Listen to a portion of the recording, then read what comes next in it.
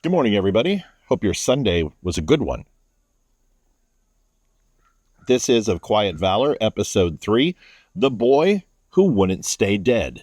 There's a moment sometime in every man's life when he gets a chance to stop running, to turn around, to plant his feet and say, this is just far enough. But not many do it at 16 years old. He was born into the kind of America most folks don't talk about. Not because it was forgotten, but because it was deliberately ignored. Sharecroppers, Jim Crow, the kind of poverty that didn't come with pity.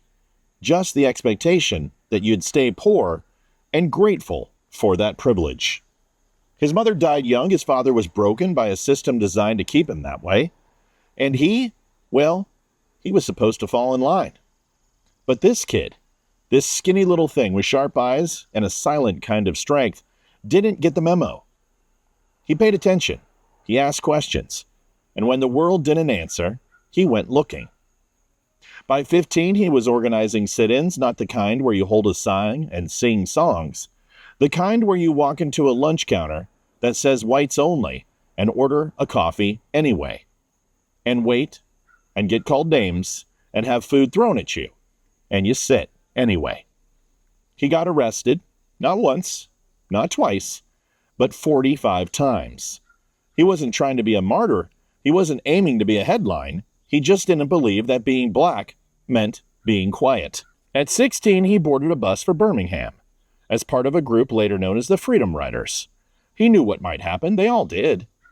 That the police might look the other way, that the Klan might not, that nonviolent protest might be a nice phrase, but asphalt still hurts when your face hits it, nonetheless.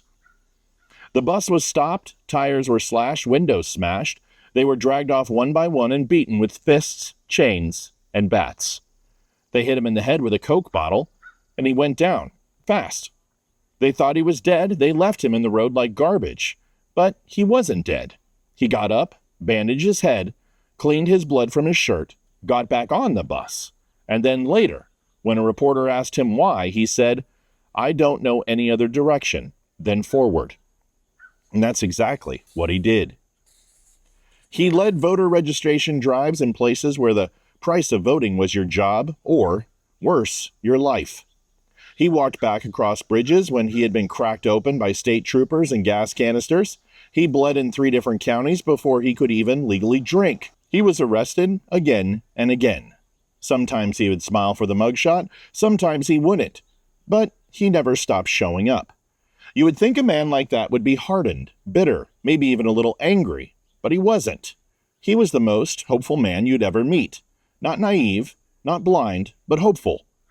He believed in the promise that the republic wasn't broken, just unfinished, that justice wasn't mythical, just delayed, and that real courage didn't always roar. It often whispered. "Try again tomorrow," he would say.